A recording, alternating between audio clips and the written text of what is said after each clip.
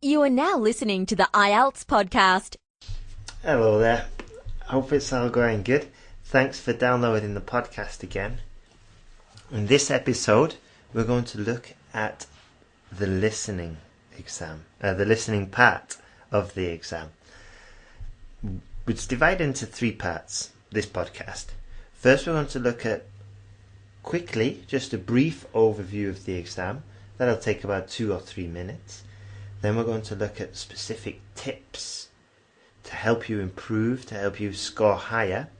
And specifically, we're going to look at a trick the examiners play on you. Alright? This is just a trick, and it's good to know before you go into the exam.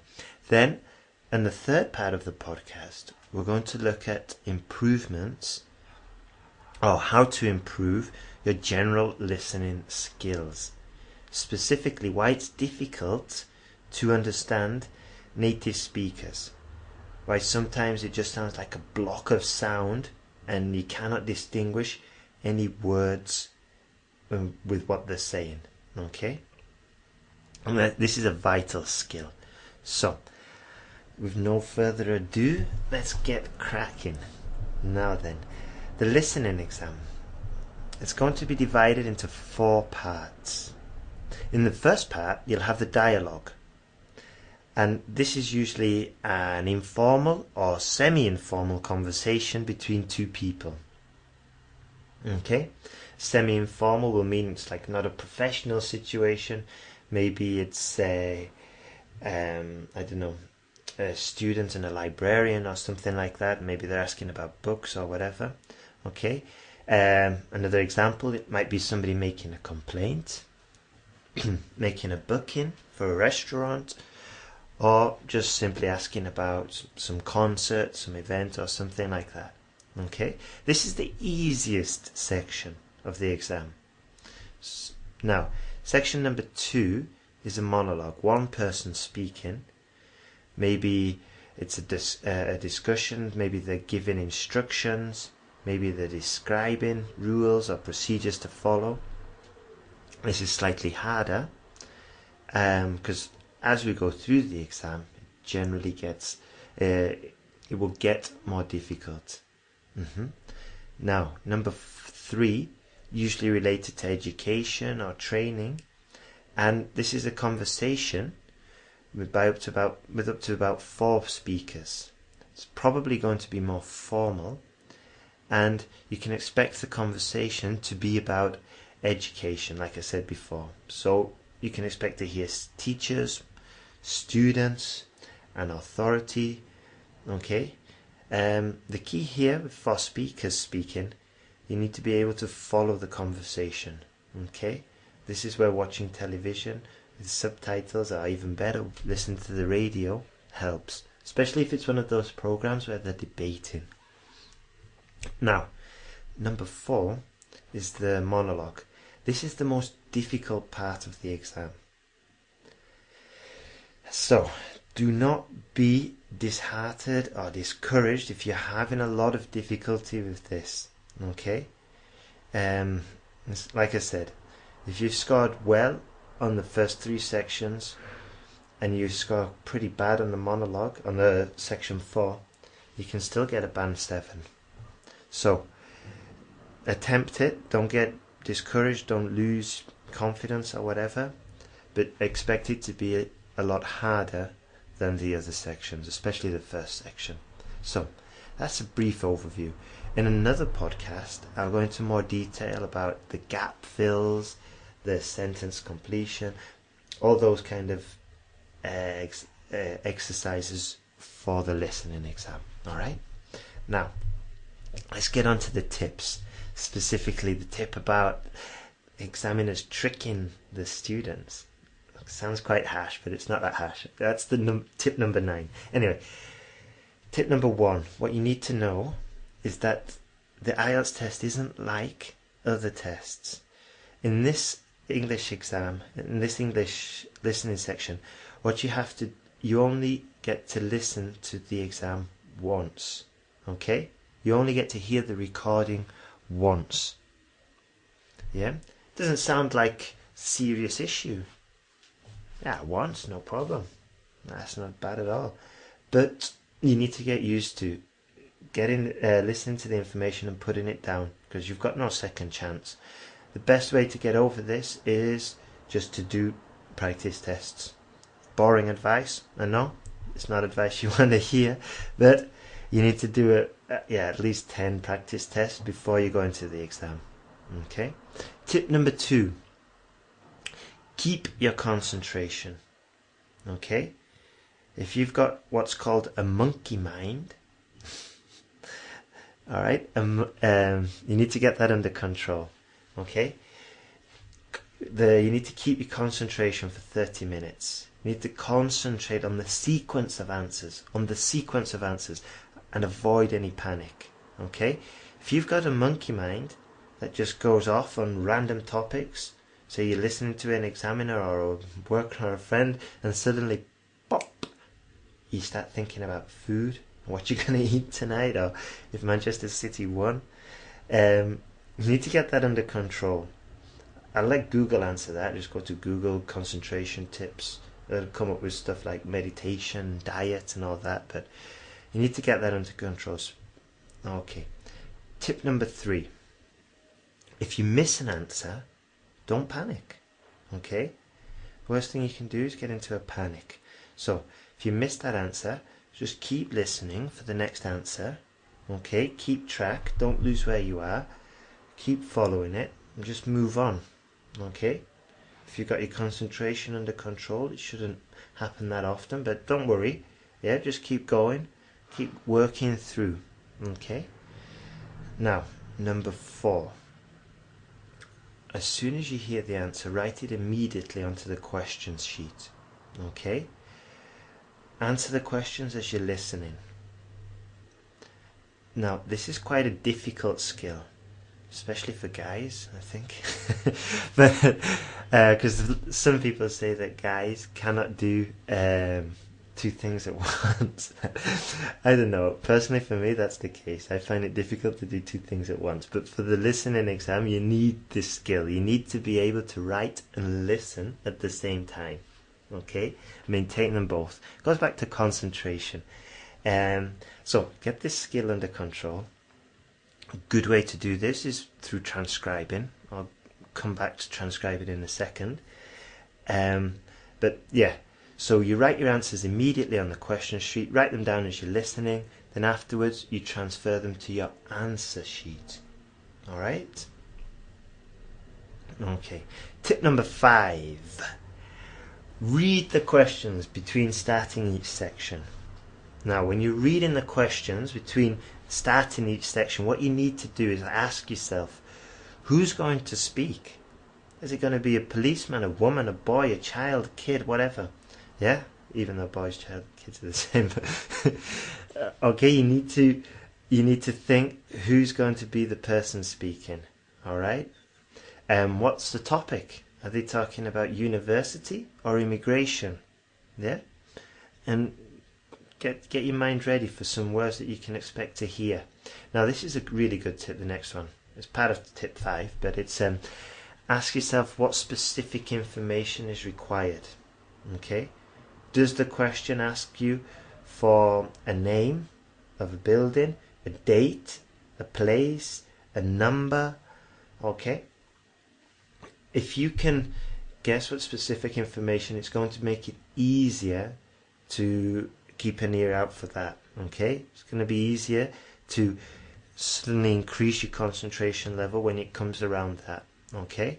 So, yeah, predicting your answers. Also, when you're reading the question, circle the key words in the question. Okay? For example, if they say, where are they planning to go? Well, you circle where, because now you know it's going to be a place. Pay more attention for where. Alright? Now, so I'll just say tip number 5 again, because it's important. Read the questions before starting each section. Ask yourself, who's going to speak? What's the topic? What specific information is required? Place, date, time, number, person. Can you predict the answers? And can you circle the key words? Now, tip number 6. Time is provided at the end of each section to check your answers. Use the time to read the questions for the next section. Okay? So you got to check your answers quickly, yeah? But read the questions for the next section and do all those things that I said before. Who's going to speak, blah, blah, blah, to predict the answers and look for specific information. Now, number 7 is it's quite a detailed, specific thing, but if you have trouble distinguishing numbers, you need to get that under control. Yeah, you need to learn to differentiate between 16 and 60. I know that a lot of students, English students, have problems with this all the time. Yeah, it's funny when they tell me that they have a child that's 60 years old. Yeah, they say they have a young child who's 60 years old. What they want to say is that they have a child who's 16 years old. Now, if you're pronouncing it wrong, there's a good chance you're going to be understanding it wrong as well. So get that part under control. It's usually the most common problems are 16, 60, 15, 50, 13, 30. Okay? A good way to start is to get your pronunciation for that perfect. And that will probably mean exaggerating a bit. 13. Alright, just as a start. You don't have to say that for the rest of the time. Anyway, number 8. Alright. This is when the examiners try to trick you. So pay special attention now. What they will say is they will maybe give you one piece of information, then another that contradicts the first. Okay? And what you need to pay attention to is the final statement. I'll give you an example. If they say, yeah, we'll probably go by train on Friday, and the second person says, no, let's make it by boat. By boat's much better. I'll book it now. Alright? Even though you heard, we will go by train, the correct answer is the final statement. Yeah? The final one. And this is important because it's going to happen. It's just testing your abilities. It's a bit tricky, yeah? But if you can follow the conversation and pay attention to the final one, then that's the one you need to do, yeah? For example, we'll go by train on Friday. No. Let's make it by boat. Does everybody agree it's by boat? No, I want to go by train. Okay, then train. In this instance, it was train. Alright, just a rough example, but the point is, pay attention to them changing their statement or to somebody contradicting the other person. Alright? Now, okay, it's kind of related to the last one as well. Tip number 9 is you need to be ready for sentences which are alternative ways of giving the information. Okay? For example, maybe they'll say, they'll be here on Friday. Maybe they'll say, they'll get home on Friday. Yeah, or they'll get home after Thursday. Yeah? Same information, just different ways of expressing it. Okay.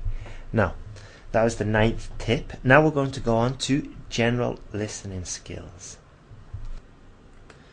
Now, for your general listening skills, the biggest tip I can give you is one related to what almost all of my students have been emailing in and saying to me, and my students here as well, which I have in the every day. They say, Ben, I cannot understand native speakers. It just sounds like a block of sound. It just sounds like blah blah blah blah blah blah blah blah. And they hear maybe the key word or question at the end. Blah blah blah blah blah. Do you? Now the problem here is what's called is what native speakers do. Is that, and proficient non-native speakers as well, is that with certain words that start with a vowel, they can usually get pushed into other words. These are called phonetic links. Yeah? I'll give you an example now. If I say she is an engineer, that's quite obvious. She is an engineer.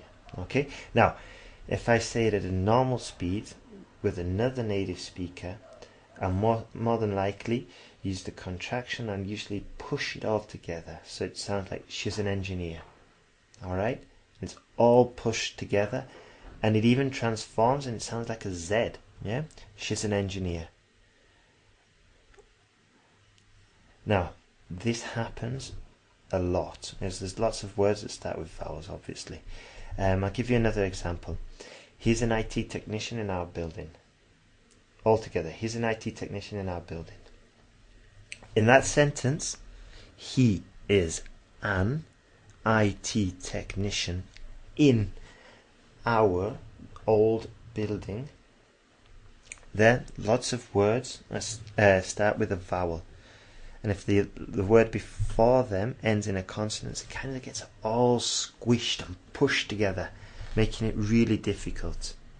Now, the best way to overcome this problem is to start listening to authentic native speaker material, like Carl said, and when you're listening to it, fine, it's alright sitting there on the couch listening to it, but what's even better is if you're sitting at a desk and you listen and you start transcribing it.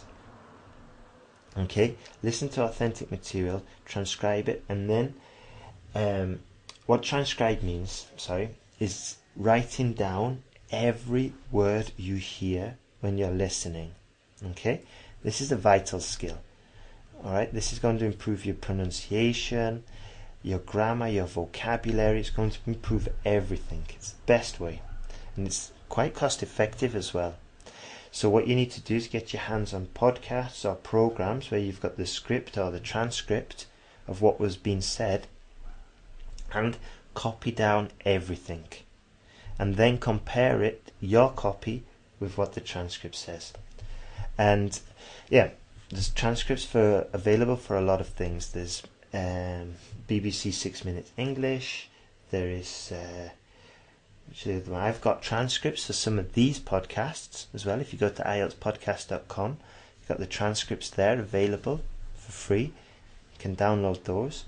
And the added benefit of doing that is that you get to learn about the IELTS exam, and you're improving, if you're transcribing it, you're improving your core language skills as well. Alright? So, that's one method of improving your listening skills. Another way, okay, I think the last one, the phonetic links, and the one I'm going to tell you now, there's an amazing video on YouTube. If you just put listening skills Minu Anglo link, she goes into more detail about this, and yeah, definitely check that video out. It's good. It's good. Some good solid advice there. And the second thing that she says is that, which I totally agree, is that your hearing or your understanding comprehension skills is going to be bad if you've learnt the word through reading. For example, if you've read the word plumber, which is spelt with a B, but you pronounce it plumber, and you expect other people to say plumber, then you're going to have a really difficult time if you're doing the listening exam and you're waiting for that word to be said. You're going to be waiting for plumber, but plumber doesn't exist. Maybe the speaker will say plumber, you've missed it and you've lost a point. Okay, so if you've learnt words that are pronounced badly, okay, that you've maybe guessed the pronunciation through reading, I'd check out a talking dictionary. Yeah, I think the best ones for these are Cambridge Online Dictionary, and you can test how it's said in British English and American English. But if you're unsure about a word, a new word that you read, check the pronunciation immediately. Yeah, because if you learn it wrong, it's going to affect not only other people understanding you, but the comprehension when you start to listen to other people.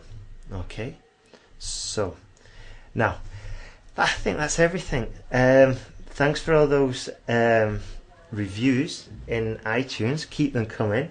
That's really motivating, actually. And I open up iTunes and I've got another review, so keep them coming. That's really kind of the people who reviewed there.